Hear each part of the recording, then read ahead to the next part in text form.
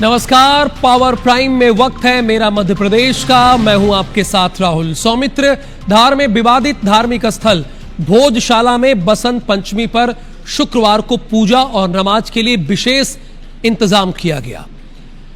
जैसा इसके पहले लोग कह भी रहे थे, मांग भी कर रहे थे, वही फैसला सुप्रीम कोर्ट ने दिया भी। भोजशाला में 10 साल बाद पूजा नमाज एक साथ की गई है। हिंदू श्रद्धालुओं ने सूर्योदय के साथ सरस्वती जी की पूजा शुरू की। परिसर में ही एक अलग क्षेत्र में जुमे की नमाज अदा की गई। दोपहर 3 बजे तक हुई। नमाज अदा करने की अनुमति सिर्फ 20 लोगों को दी गई थी। भोजशाला कैंपस और धार शहर में स्थानीय पुलिस के साथ सीआरपीएफ और रैपिड एक्शन फोर्स के 8000 से ज्यादा जवान तैनात हैं। साथ ही सीसीटीवी, ड्रोन और एआई तकनीक से निगरानी की जा रही है। वहीं भोजशाला में अखंड पूजा को लेकर हिंदू पक्ष ने प्रेस कॉन्फ्रेंस की। बीएचपी के अंतर्राष्ट्रीय अध्यक्ष आलोक कुमार ने आज की व्यवस्था के लिए सरकार का धन्यवाद दिया।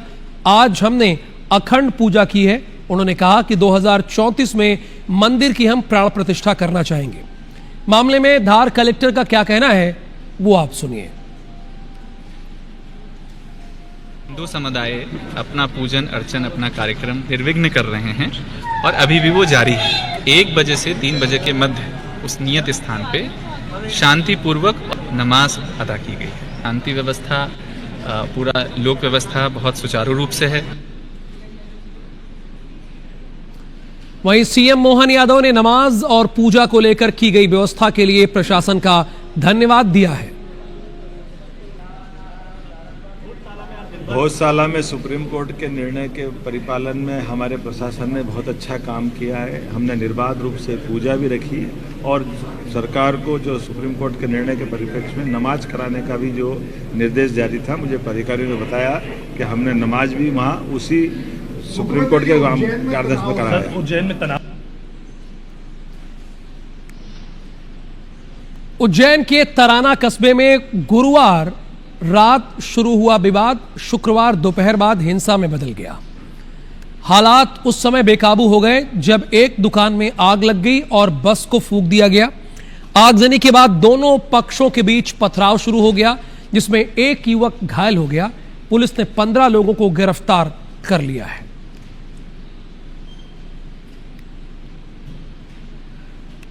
गुरुवार रात एक युवक से मारपीट की घटना के बाद 2 समुदाय आमने सामने आ गए थे। इसी दौरान उपद्रवियों ने 13 बसों में तोड़फोड़ की। शुक्रवार को तनाव और बढ़ गया जब हिंदू संगठनों के कार्यकर्ताओं ने तराना थाने का घेराव किया। प्रदर्शनकारियों ने आरोपियों का जुलूस निकालने और उनके घर तोड़ने की मांग की। विश्व हिंदू परिषद और बजरंग दल के कार्यकर्ता थाने पहुंचे और नारेबाजी की। स्थिति की गंभीरता को देखते हुए प्रशासन ने सुरक्षा के लिहाज से शुक्रवार को बाजार बंद रखने का फैसला किया। क्षेत्र में भारी संख्या में पुलिस बल तैनात किया गया है। फिलहाल इलाके में तनाव है। प्रशासन ने लोगों से शांति बनाए रखने की अपील की है और उपद्रवियों के खिलाफ सख्त कार्रवाई का भरोसा दिलाया है। इस मामले में सीएम डॉक्टर मोहन यादव ने क्या कहा वो भी आपको सुनाते हैं।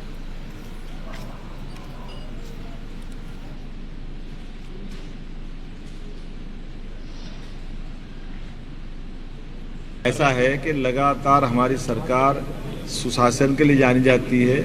जहां व्यवस्थाओं में कई ढिलाई होती है, हम कड़ाई से पेश आते। मुझे इस बात का संतोष है, मध्य प्रदेश शांति का टापू है और यहाँ हम किसी प्रकार की कोई संभावनाओं पे कोई राज्य की शांति भंग करेगा, हम कठोरता से निपटने में सक्षम भी।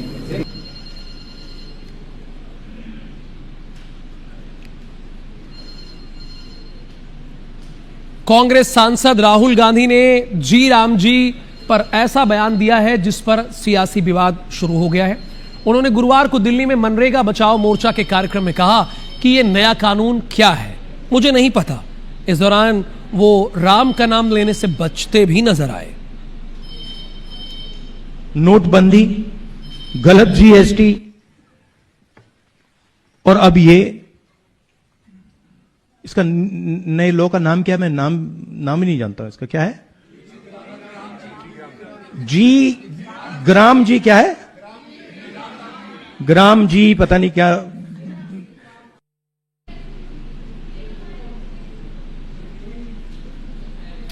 टिप्पणी के बाद बीजेपी राहुल गांधी और कांग्रेस को राम विरोधी बताते हुए हमलावर हो गई है। बीजेपी प्रदेश संगठन महामंत्री हितानंद शर्मा ने सोशल मीडिया पर वीडियो शेयर करते हुए लिखा है, श्री राम जी से इतनी नफरत क्यों है। विधायक रामेश्वर शर्मा समेत बीजेपी के अन्य नेताओं ने भी राहुल गांधी पर तीखा हमला बोला है।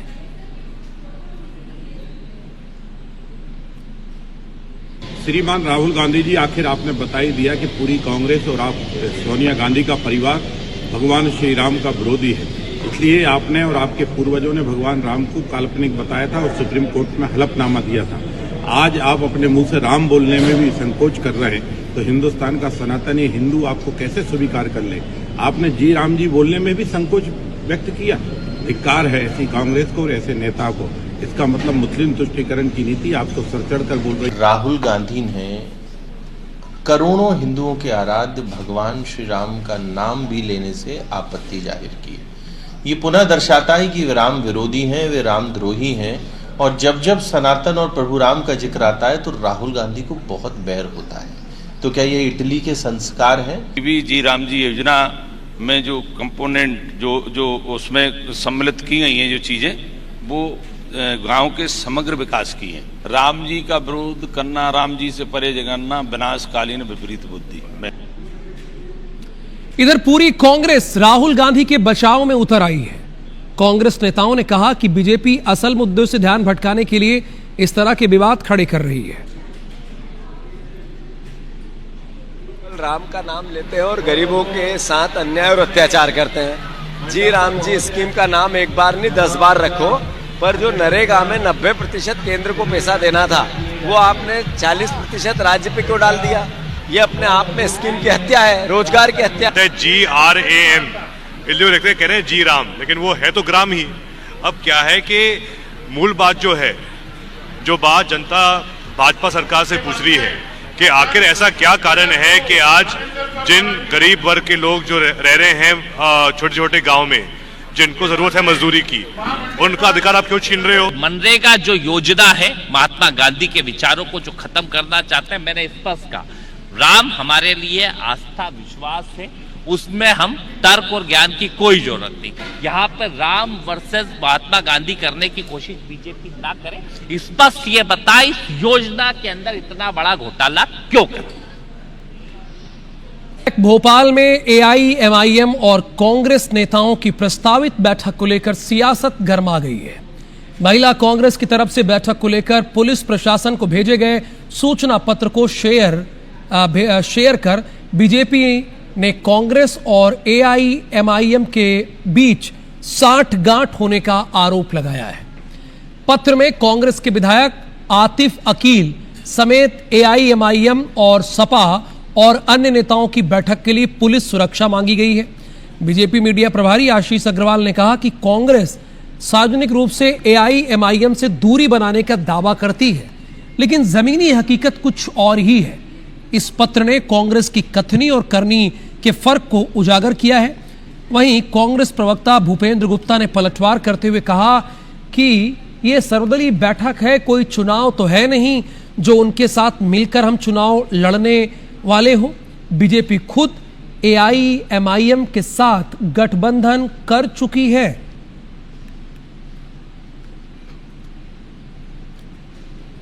देखिए, कांग्रेस नेता आतिफ अकील और AIMIM के जो प्रदेश अध्यक्ष हैं, उनकी बैठक ने सब कुछ प्रमाणित कर दिया है कि कांग्रेस का हाथ AIMIM के साथ। तो ये तो पहले भी नजर आता ही था, पर दिग्विजय सिंह को अब जवाब देना चाहिए। जो A और B पार्टी कहते थे, अब कौन किसकी पार्टी है ये बहुत स्पष्ट है। महाराष्ट्र में अभी चुनाव हुआ है, उसमें जो है गठबंधन है, तो गठबंधन जिस पार्टी से किया उसको B टीम बोलेंगे, C टीम बोलेंगे। और अगर कोई शिष्टाचार में बातचीत हो रही, बैठक हो रही, सर्वदलीय मान लीजिए कई पार्टियों का मिला जुला कोई विमर्श हो रहा है, तो अभी कोई चुनाव है क्या भोपाल में?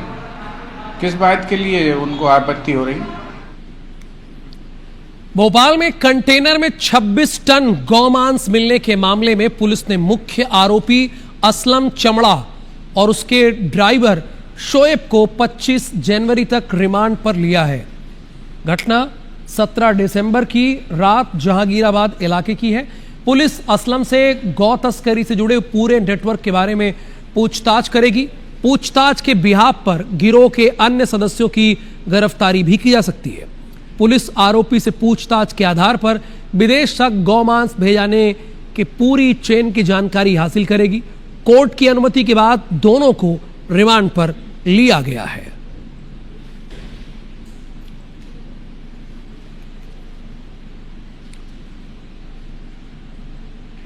खरगोन में स्कूल जा रही 10 साल की छात्रा पर कुत्तों ने अटैक कर दिया। एक कुत्ते ने उसके पैर में काट लिया, जिससे वो सड़क पर गिर गई। पूरी घटना वहां लगे एक सीसीटीवी कैमरे में रिकॉर्ड हो गई है। मामला ब्रिजबिहार टाउनशिप का है। सीसीटीवी फुटेज में साफ दिखाई दे रहा है कि एक कुत्ता पीछे से बच्ची के पास पहुंचता है, जबकि दूसरा सामने से आकर उसे अचानक गिरा देता है। जमीन पर गिरते ही कुत्ते ने हमला शुरू कर दिया। घबराई बच्ची ने जोर जोर से चिल्लाकर मदद मांगी। उसी दौरान एक बाइक सवार मौके पर पहुंचा, जिससे कुत्ता भाग गया और बच्ची की जान बच गई।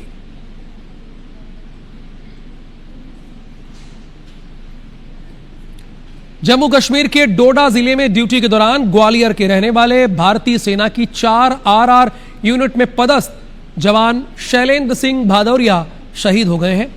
उनकी शहादत को हम नमन करते हैं। उनकी शहादत पर मुख्यमंत्री डॉक्टर मोहन यादव ने पोस्ट करके संवेदना व्यक्त की है।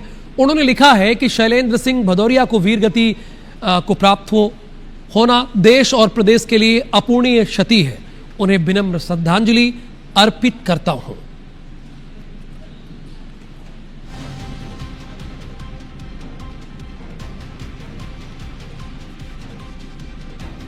राजधानी भोपाल में बेखौफ स्टंटबाज अपनी आदतों से बाज नहीं आ रहे हैं। शहर के VVIP जोन में स्थित बोट क्लब इन दिनों रील बाजों और मंचलों का अड्डा बन गया है। यहां बाइक से खतरनाक स्टंट करने का वीडियो आया है। स्टंटबाजी से कानून को खुली चुनौती दी जा रही है। तेज रफ्तार और लापरवाही से किए जा रहे स्टंट से राहगीरों की जान पर भी खतरा मंडरा रहा है। वायरल हो रहे इस वीडियो कि IBC24 पुष्टि नहीं करता है, तो अब आपके मन में सवाल ये आएगा कि जब पुष्टि नहीं करता है तो दिखाता क्यों है? आ सकता है सवाल मन में, है ना? उसके पीछे वजह यह है कि हमारे कैमरे से शूट नहीं हुआ है, पर ये हकीकत तो है ना। ये देखिए तस्वीरें, ये देखिए, इसको क्या झुठलाया जा सकता है क्या? और सवाल ये है कि ऐसे लफंगों को, ऐसे लुच्चों को, जो ऐसे लुच्चे और लफंगे हैं शहर में, जो ट्रैफिक नियमों की धज्जियां उड़ा रहे हैं, SP ट्रैफिक देख रहे हैं, RTO साहब देख रहे हैं, RTO इंस्पेक्टर देख रहे हैं, क्यों ऐसा कर रहे हैं? क्यों इनको सबक नहीं सिखाया जाता? क्यों इनके खिलाफ कार्रवाई नहीं की जाती है? कार्रवाई की जानी चाहिए ना, लेकिन कार्रवाई नहीं हो रही है। इसीलिए बार बार इस तरह की ये हरकतें कर रहे हैं। कल हमने आपको एक वीडियो दिखाया था कि एक ही बाइक पे 7 लोग सवार थे, और आज देखिए जहां से पैदल लोग जा रहे हैं वहां पे गाड़ी चढ़ा दे रहे हैं, आगे पीछे भाग रहे हैं। और साइलेंसर कई बार ये लोग ऐसा लगाते हैं कि 1.5-2 किलोमीटर दूर इन लफंगों की बाइक अगर आज चली जाए, इन लुच्चे और लफंगों की, तो वो कान में बहुत तेज परेशान करती है। फिर भी कुछ नहीं करते पुलिस। करना चाहिए ना, इन लफंगों को सबक सिखाना चाहिए।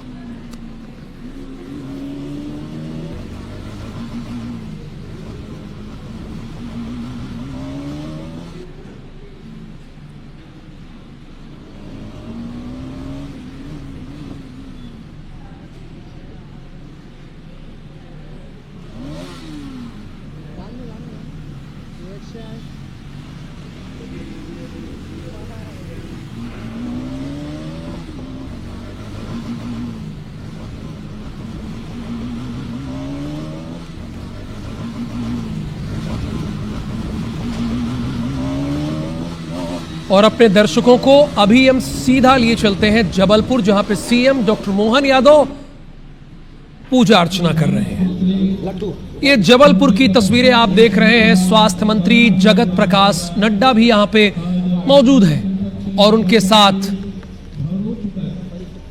CM डॉक्टर मोहन यादव, केंद्रीय मंत्री जगत प्रकाश नड्डा के साथ नर्मदा आरती और स्वच्छता कार्यक्रम में शिरकत करने के लिए यहां पहुंचे हैं। ये अभी लाइव तस्वीरें हैं जो आप स्क्रीन पर देख रहे हैं। स्वच्छता शपथ कार्यक्रम रखा है सीएम ने, और सीएम का इस बात पे बहुत जोर है कि वो अपने समाज को साफ सुथरा बनाए रखें, इसीलिए वो लोगों से अपील भी करते हैं। और उनके बगल में केंद्रीय स्वास्थ्य मंत्री जगत प्रकाश नड्डा बैठे हुए हैं। पूरे विधि विधान के साथ पूजा अर्चना यहां की जा रही है, नर्मदा जी की पूजा की जा रही है। देखिए, ये हमारा देश भारत है जहां हम नदियों को पूजते हैं, जीवनदायिनी है, मां कहते हैं। चाहे गंगा मां हो या नर्मदा मां हो, लेकिन सोचिए इन्हीं गंगा मां और नर्मदा मां को कुछ लोग गंदा करने पे उतारू हैं। नहीं करना चाहिए। लोग अब जागरूक हो रहे हैं। कई बार देखते हैं आप किस तरह के गंदा पानी बहा दिया जाता है, तो हालांकि उन सब चीजों को लोग अब बच रहे हैं। और यही वजह है कि यहाँ पे सीएम डॉक्टर मोहन यादव पहुंचे हुए हैं और लोगों को ये मैसेज देने की कोशिश कर रहे हैं कि देखिए, अगर आप साफ सुथरा समाज चाहते हैं तो जो हमारी जीवनदायिनी नदियां हैं उनको पूजिए, उनको मानिए। और जब आप उनको पूजेंगे, मानेंगे, तो आपको स्वच्छ जल भी मिलेगा।